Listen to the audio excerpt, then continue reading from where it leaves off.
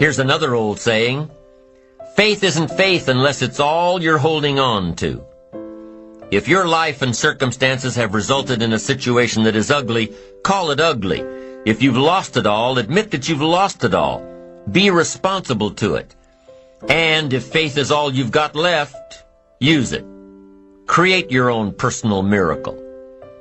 Once we understand and accept the truth, the promise of the future is freed from the shackles of deception. Once we accept the truth, the promise of the future will pull us. Here are some creative techniques that'll help keep you on the right track toward that promising future. Remember, creativity is the first requirement for self-enterprise. Number 1, think on paper. You can't take a trip to somewhere new without a road map. You can't build a house with the plans in your head. You can't build a company with the business plan in your head. You can't seek venture capital with the financials in your head. But here's what you can do. Put it all on paper. Your roadmap, your blueprints, your business plan, your financial projections. When you put it on paper, you can analyze your path, solve your problems, and isolate what works and what doesn't. You can use this for your life as well. If you're faced with a mental roadblock, put it all down on paper. Like we talked about before, when you put a problem on paper, you take the emotion out of it. With the emotion gone, you can look at the roadblock objectively. You can figure out what you did right, and you can figure out what you did wrong. You can figure out how to change it.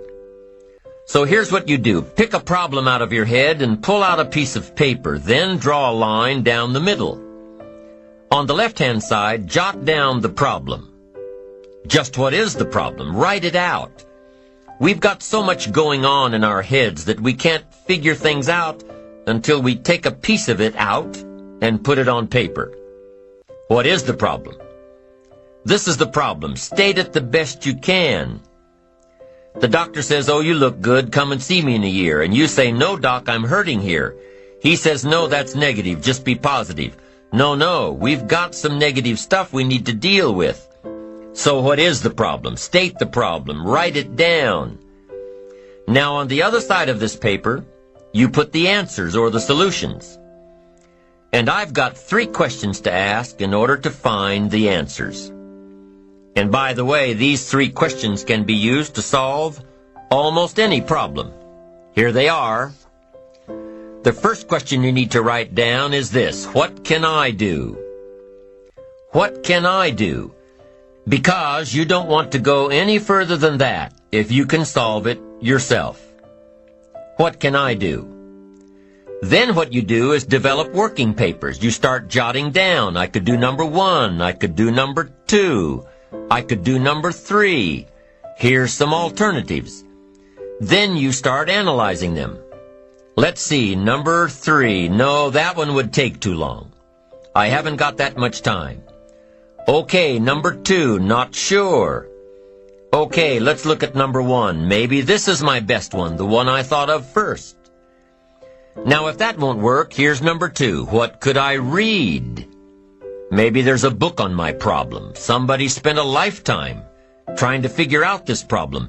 Maybe it's written out in concise language somewhere to give you the instant benefit of someone's advice. You don't need to reinvent the wheel. Do your homework and find the solution. And then you start developing some working papers on what you're reading. Book number 1, this guy's crazy. Book number 2, this guy's too shallow.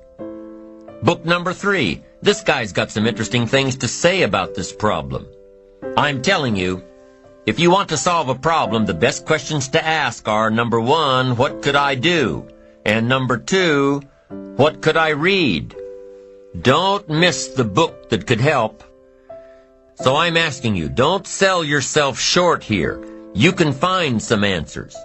Now first, try to find them yourself from your own experience. Then second, if you can't find them yourself, now ask, what could I read? Go to the library. Go to the bookstore. Search your own library. Go back through your own journals to find the stuff that's been helpful and valuable to you. and see if maybe you've made some notes that could be helpful in your situation. Now, if that doesn't work, then ask question number 3. And question number 3 is, who could I ask? Now, guess what you're prepared with when you ask somebody to help you? You've got your working papers to show them. You say, I've got my working papers. I've tried my best to figure it out myself, and that finally left me short. Here are some of the books I've read. I've researched this material, and I'm still short. Now could I possibly ask you, and could you possibly help me? You can't believe how willing somebody will be to help you if, first of all, they've gotten the idea that you were willing to help yourself. So if you've got a problem, pull it out of your head and put it down on paper. Then ask yourself, what can I do? And if that doesn't work, ask yourself, what can I read? And if after researching all you can, you still can't come up with the answer, ask yourself, who can I find to help me? I promise you, if you try these ideas and ask these questions, when you've got a problem, you'll be able to solve about anything that gets in your way. The second step to keeping yourself on the right track and being self-enterprising is to develop the ability to brainstorm. Develop the ability to brainstorm. We hear this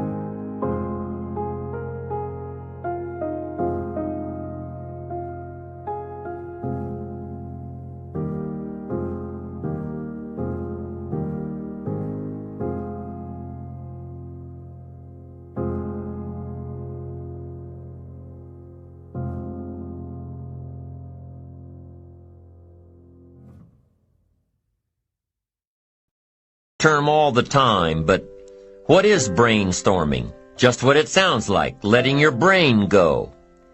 Being free from all the inhibitions and objections and negatives.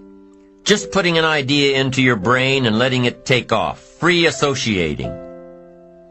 Not planning a train of thought, but thinking freely. Now, if you're planning a creative strategy session with your associates, a brainstorming session, let me give you a little hint. Effective brainstorming can only happen if you're free from your ego. You can't be worried about saying something stupid or silly or something totally off the wall, because your silly thought may trigger someone else's brain to take it one step further. Brainstorming in a group is an experience of collective thought, an experience of developing one idea or several ideas through a variety of thought processes. Here's another hint on brainstorming. It can't be effective unless everyone involved is comfortable with each other. If you don't feel comfortable within the group, you may withhold the very thought that provides the solution to the problem. You may withhold it because you don't want to appear stupid. How do you think all the advertisement... I know you told your friend you're not okay, and tell me what's wrong and why you never said you felt that way. And guess you're trying to stay strong and fake a smile until I look away. But I've known you too long, it hurts to watch your blue eyes fade to gray as you fade away, as you fade away.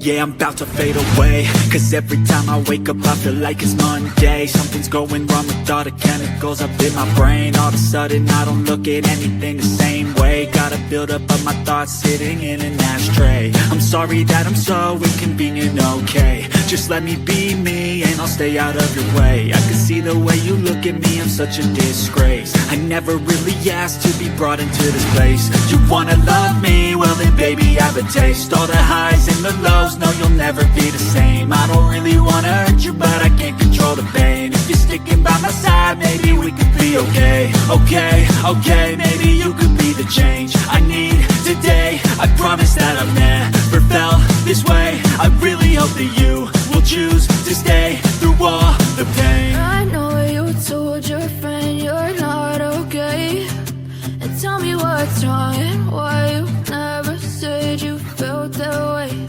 And guess you're trying to stay strong and fake a smile until I look away. But I've known you too long, it hurts to watch your blue eyes fade to gray as you fade away, as you fade away, as you fade away.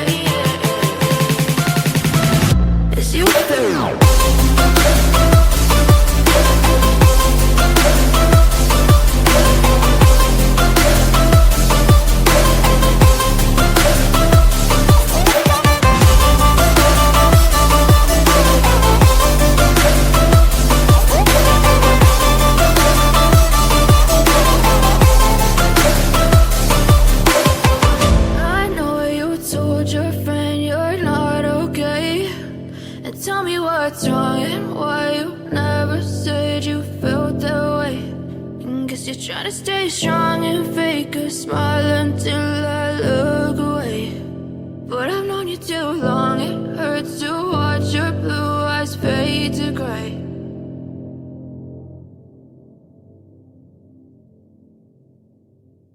What you see on TV and in the magazines get created. How do you think some of those crazy campaigns are born? The process happens through hours and hours of creative brainstorming and working papers. Every member of the team jots down notes, and one idea builds on another idea, and another, and pretty soon, a campaign is born out of the collective thoughts of the group. Now, I don't believe that the best decisions are made by committee, but great ideas are often created by committee. That's number 2 to keeping on the track of self-enterprise. Finding answers through brainstorming, whether you're letting your brain go by itself or whether you're part of a group. Brainstorming can often lead you to solutions. Solutions you'd never have thought of if you'd imposed parameters on your thought process. Here's number 3 for creatively keeping on the track of self-enterprise. And it's really an extension of number 2. Number 3 says, imagine outlandish solutions. Get your brain out of the ruts by considering ideas without considering their practicality.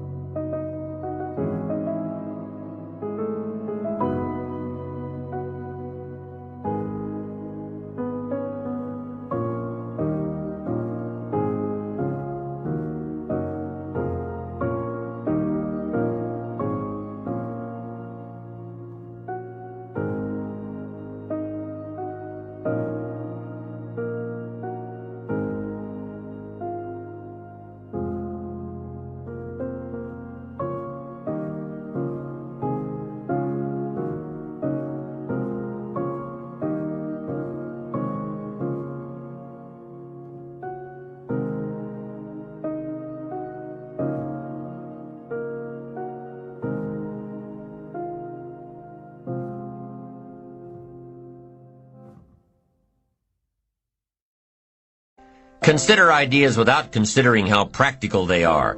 You see, if you allow yourself to think without confinement, you may come across a solution that seems totally inappropriate. But guess what else this type of thinking will do? It'll allow you to open up the process, which will eventually lead to totally appropriate solutions. The fourth creative technique for keeping yourself on the right track to self-enterprise is through flowcharts and doodles and formulas. That's right, doodling.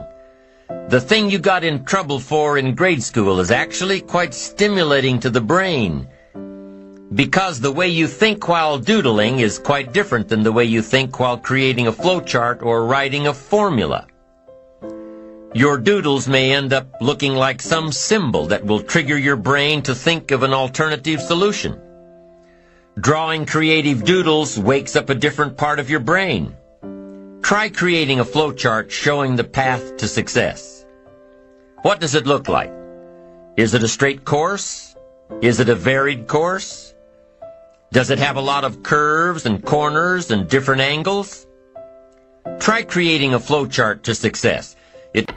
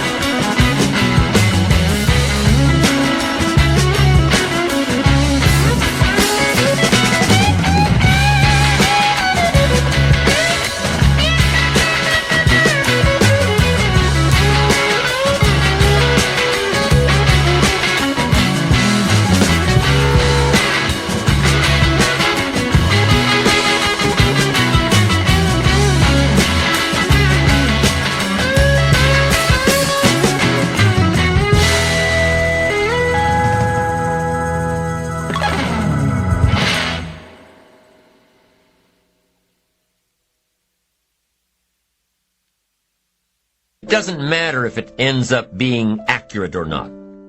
What matters is that it's stimulating the creative thought process.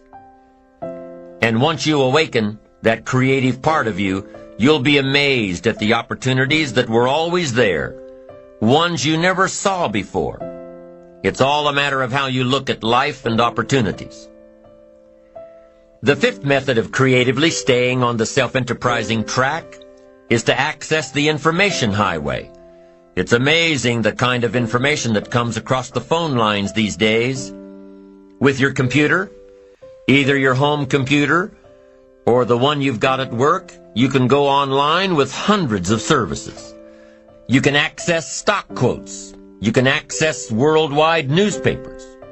You can do research. You can call up a bulletin board and directly ask questions of other users. You can make new contacts, develop an entirely new network. By taking advantage of the electronic age, you can learn more than you could otherwise learn, meet people that you'd otherwise never meet. You can find information that your library may not have. You can share information and transfer files, that you've never before been able to share.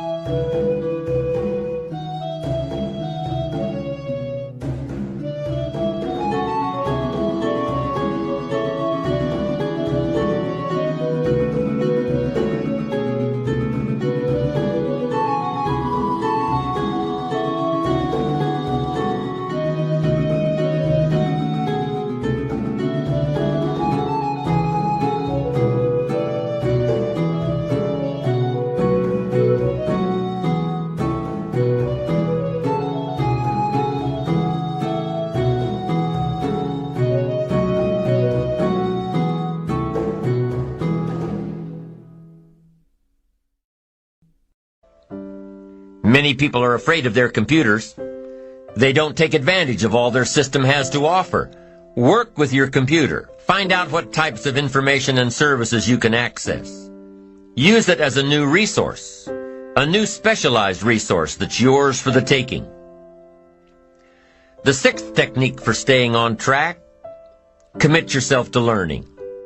Feed your mind. Sharpen your interest in two major subjects, life and people. Learn how you can better interact with others. Learn more on how to get the most from life. Learn all that you can so that you can become all that you can become. Learning is the beginning of a life worth living. Learning is the beginning of wealth. Learning is the beginning of happiness. Learning is the beginning of health. Learning is the beginning of spirituality and faith. Learning and searching is where the process of creating your own personal miracle begins. Learning is the beginning of self-enterprise. So there you have the 6 steps in creatively building your self-enterprise traits and ultimately building your ambition.